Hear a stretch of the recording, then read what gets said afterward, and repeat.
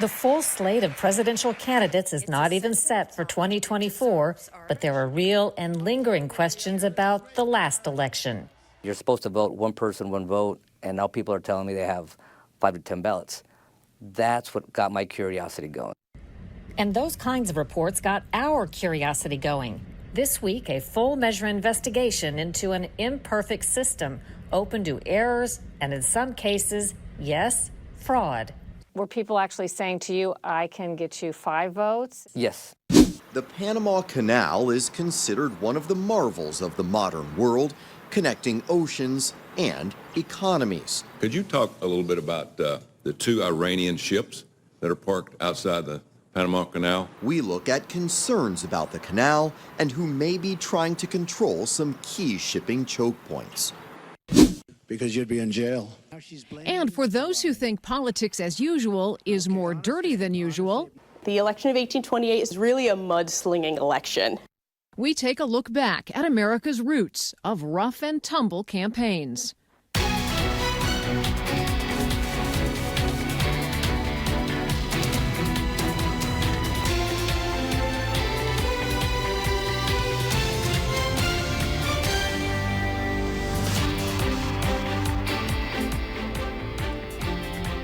Welcome to Full Measure. I'm Sharyl Attkisson.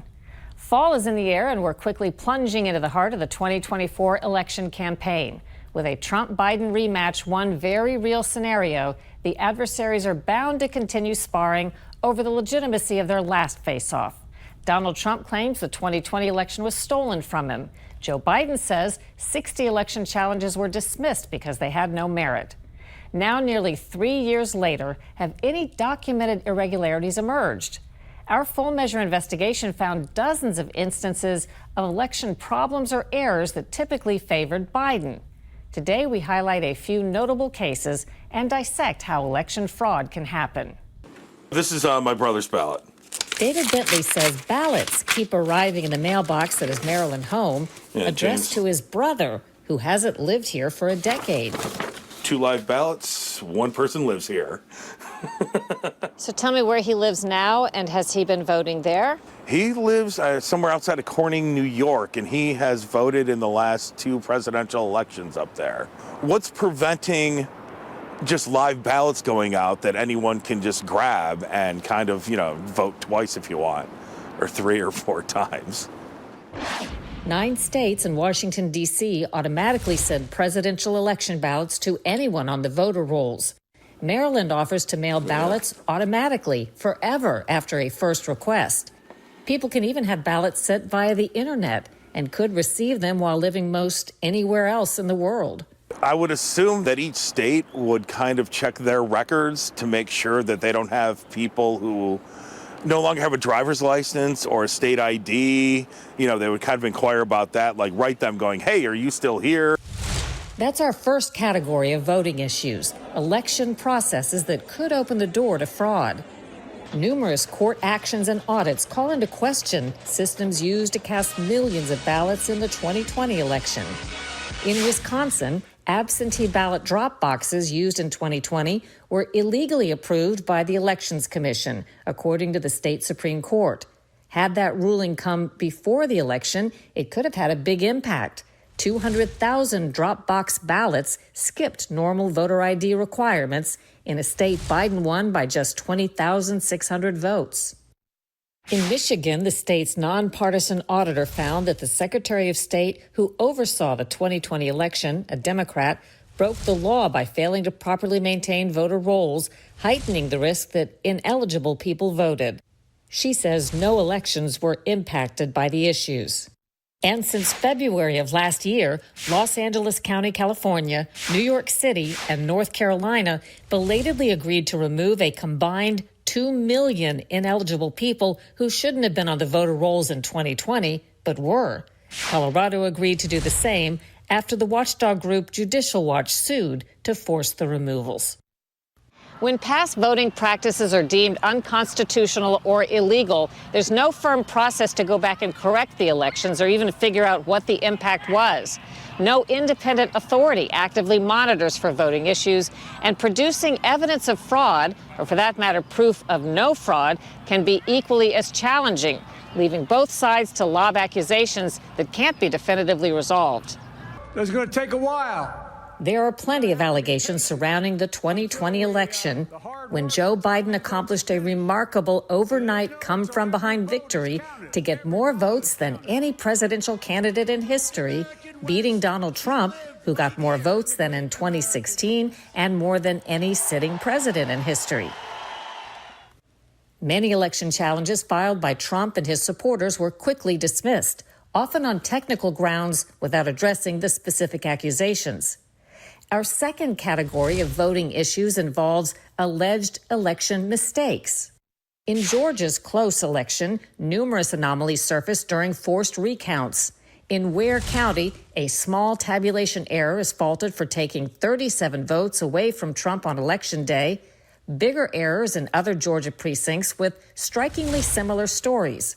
In both Fayette and Floyd counties, Donald Trump was shorted 1,200 votes on memory cards that somehow weren't counted on Election Day.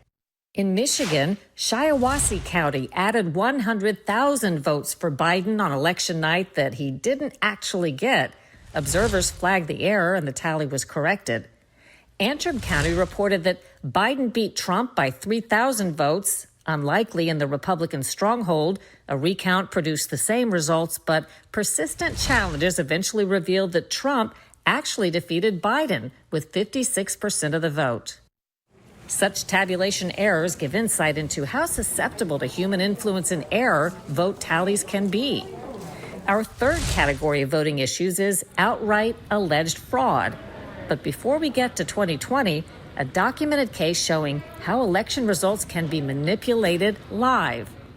The case was prosecuted in Philadelphia last year. Ex-Congressman Ozzie Myers, a Democrat, led a major vote fraud ring that operated in 5 elections leading up to 2020. He bribed election judges. They would report to him on Election Day how many legit votes were being cast in real time to calculate how many fraudulent votes should be added for the preferred candidates. The corrupt election judges would later attest to the accuracy of the machine results and certify the final fake counts. The example demonstrates that ballot counts and machine tallies are only as reliable as those in charge. In Wisconsin, an audit uncovered an operation to allegedly collect ballots illegally at nursing homes in the 2020 election. The nonpartisan Legislative Audit Bureau determined that the Elections Commission broke the law with nursing home oversight. In Georgia, an activist from Coalition for the People's Agenda allegedly got caught submitting 70 false voter registration applications and was referred for prosecution. In Virginia, Prince William County Registrar Michelle White faces trial on felony charges of illegally altering the county's 2020 election results. She said she suspects the allegations are politically motivated. In Florida, a Democrat blew the whistle on what she says is an illegal vote scheme that's operated for years in the Orlando area, with paid brokers coercing voters in black communities to hand over their ballots. In Texas, a social worker is charged with 134 felony counts of election fraud. She allegedly registered people with intellectual and developmental disabilities to vote in 2020 without their knowledge or consent. She pleaded guilty to election fraud. And in California, 2 men were charged in an alleged scheme to submit more than 8,000 fraudulent voter registration applications leading up to the 2020 election. Friends Gary Snyder and David Lara say neither Democrat nor Republican leaders cared to unearth long-standing voter fraud in their hometown of San Luis, Arizona. I recorded 23 videos, 23 different crimes.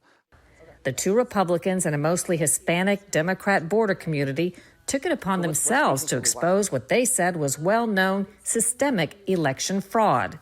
I mean, you're supposed to vote one person, one vote, and now people are telling me they have 5 to 10 ballots. That's what got my curiosity going. And they were taking advantage of a mostly farm-working community, Latino. Very few spoke English, very few, and very easy to take advantage of. So Were people actually saying to you, I can get you 5 votes? Yes, yes. And everything is, there's a string attached. So in other words, you can trade for a job, you can trade for a favor, you can trade for many things. And being a small community, if you have, for instance, a speeding ticket, you can get it fixed. So it depends on who you know is the favor that you can get. Early on primary election day in 2020, they decided to set up and record video outside a polling place. They caught school board member and former mayor Guillermina Fuentes in action. And a lady walked up, had a ballot in her hand. Guillermina Fuentes received her ballot, opened it up, wrote on it, deciding who they're going to vote for, signed the name, and closed it. Lift open a file, and inside the file you can see in the video about 12, 13 ballots. But she took about 4 ballots out and gave it to the girl. So it's illegal in Arizona when you give someone else a ballot that's not a family direct member. So that girl walked inside, which is Alma Juarez, and hence that's why she was caught in the crime as well. Snyder and Lara reported what they saw to law enforcement and handed over the video. After a lengthy investigation, Fuentes and 3 other women were arrested. You can see in the video, I mean, they're just so blatant, they just don't care. Broad daylight, and they're doing it. When it comes to consequences for election mistakes or fraud, in nearly every case we examined, we found authorities often quick to accept the most innocent hypothesis. When there are arrests, charges are typically minimal, with no publicly announced effort to expose larger rings. The Antrim County, Michigan election night call for Biden when Trump had actually won, the extra 100,000 votes for Biden in Shiawassee County, innocent human errors. The lost and found memory cards in Georgia that contained mostly Trump votes, blunders, not corruption. More than 2 years later, no movement on the case in the alleged voter registration scheme in Georgia. The California pair caught submitting 8,000 fraudulent voter registration applications. One got 2 years in prison, the other 60 days in county jail.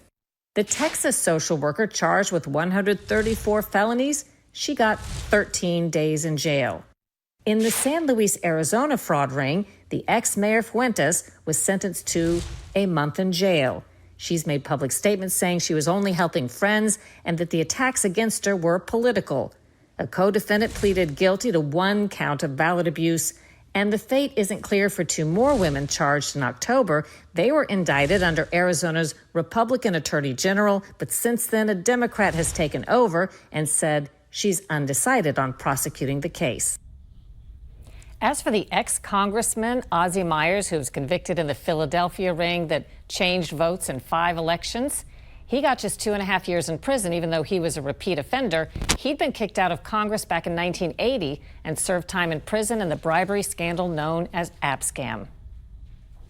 Coming up next, we're off to Panama, where there's concern over foreign adversaries being allowed to share a key trade route.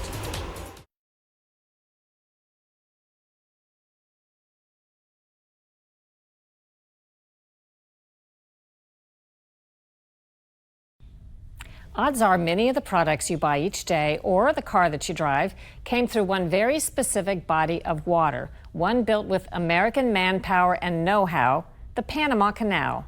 Most days it's business as usual at this critical trade route, but there are growing concerns about who else is passing through those storied waters. Scott Thuman reports from Panama. It is an engineering feat so large it cuts through an entire country, connecting cultures and oceans. The Panama Canal, one of the 7 modern wonders of the world. Understandable, since it took 70,000 men over 10 years to build. Opening in 1914, it revolutionized how the world trades goods. Roughly $270 billion of cargo crosses through it each year. And improving. In the last decade, adding a wider lane to triple its capacity. The Panama Canal is around 50 miles long. but it only takes about 8 hours for a ship to go from the Atlantic to the Pacific, and that can cut days, if not weeks, off of travel time. There's a lot of details that people don't know. Victor Echeverria is the exhibition manager at the Panama Canal Museum. Well, they knew that eventually some ships would not fit the canal. So they thought, well, we need to build a new set of locks, wider, longer, for those ships. But now, Panama is considering allowing a new controversial customer to frequent these locks, naval military vessels from Iran. That despite strong opposition from the U.S., which has long maintained sanctions against Iran for its support of terror groups and illicit nuclear weapons programs. In March, General Laura Richardson laid out those concerns to Congress. Could you talk a little bit about the 2 Iranian ships that are parked outside the Panama Canal? Very concerning because they were just in the region 2 years ago with missiles and with launchers on those same 2 ships. And so very, very concerned that they're transiting again. These days, it's up to the Panamanians to enforce the rules. But it wasn't always that way. Since it was America that built this canal after others had failed, the U.S. had control and in turn paid Panama $10 million and yearly rent for rights to the canal zone, a 10-mile wide strip of land where the canal was dug. But in the 1970s, pressure was mounting. The Panamanians wanted the land back, and President Jimmy Carter obliged, ceding control in the year 2000, a decision many predicted the U.S. would come to regret. And of course it was huge. We have New Millennium, New Year's Eve, and then the triumphing of the Panama Canal. So here was celebration 24 hours a day. Everyone? Sure. Or on our side. On your side? Yes. Though Panama is an American ally, it's getting increasingly close to our strategic rival, China, which is spending billions of dollars throughout Latin America to gain influence. Chinese companies now operate ports at both ends of this strategic waterway, prompting fears that a key trade route could be blocked in a crisis. The United States has real concerns about China's military buildup around key maritime choke points, deploying ships to build an increased presence in an area like the South China Sea, where commercial shipping carries over $5 trillion in goods, much of it headed to America. The U.S. Navy is so concerned about Iran's reach into the world's oceans, it made an unusual announcement last month of the deployment of a submarine capable of carrying up to 154 Tomahawk missiles to the Middle East. So why the real worry about a shutdown at one of the world's key maritime traffic points? 2 years ago, a cargo ship the length of 4 football fields was knocked off course by strong winds, blocking the Suez Canal for 6 days, halting shipments and sending oil prices soaring. Although an accident, it quickly became a wake-up call. And all of that raises the proverbial tensions and tides in these pivotal waters.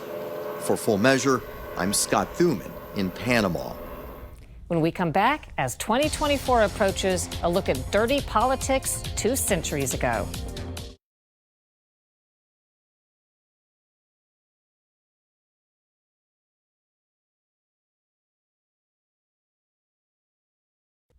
As we press into the presidential campaign, it turns out today's political figures got nothing on our forefathers and their contemporaries. Lisa Fletcher reports from the library of our 6th president, John Quincy Adams. It's been called the ugliest debate in American history. It's just awfully good that someone with the temperament of Donald Trump is not in charge of the law in our country. Because you'd be in jail. Secretary Clinton. This presidential debate, featuring a Republican nominee riding a populist wave and a Democratic challenger who many came to see as an elitist, might have happened back in 2016. But historians will say the personal attacks and the mudslinging are the evolution of political tactics used in the 1828 presidential election, pitting Andrew Jackson against incumbent John Quincy Adams. This is called Old House at Peacefield. Jessica Pilkington is an historian and draws her perspective as curator of Adams National Historical Park in Quincy, Massachusetts. This sprawling property, now tucked into a suburban Boston neighborhood, is the birthplace of 6th U.S. President John Quincy Adams and his father, the 2nd U.S. President John Adams. The estate also contains an impressive collection of John Quincy Adams's books. Welcome to the Stone Library. Wow.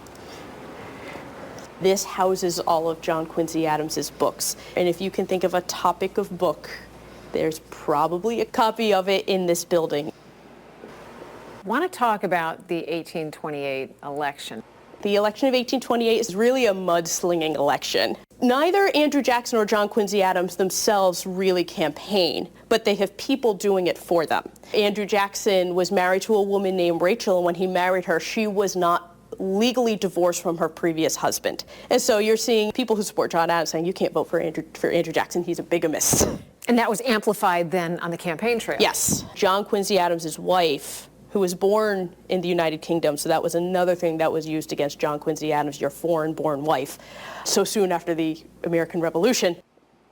Another political strategy Pilkington says was first popularized in the 1828 campaign was to make your opponent seem out of touch with voters.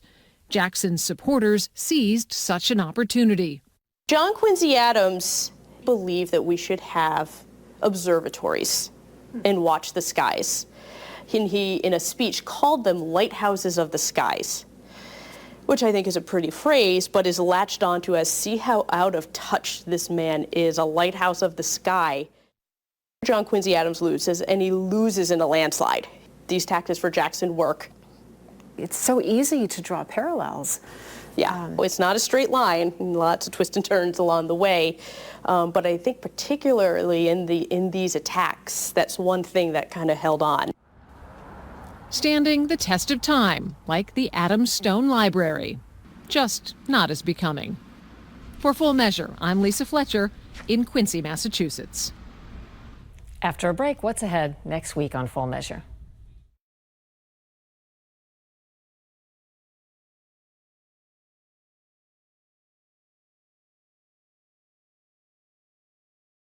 Coming up next week on Full Measure, our investigation into the many debilitating illnesses emerging after both COVID and COVID vaccines. Andy Sink, 55, had acute COVID that required hospitalization. Phil Williams, 58, he's treating my wife for blood clotting. Many blood clots in my lungs. I have congestive heart failure as a result of it. I had GI symptoms and heart issues. We meet a pioneering doctor whose team is treating hundreds of patients who couldn't find help elsewhere. What his new research can teach us and other doctors next week on Full Measure. Now there's several ways to watch Full Measure from home or on the go. To watch full episodes, download the Stir app on your phone or on your Roku, Apple TV, or Fire. And if you want to hear more about our stories, check out our podcast, Full Measure After Hours, on your favorite distributor. Until next time, we'll be searching for more stories that hold powers accountable. Thanks for watching, everybody. I'm Sharyl Attkisson.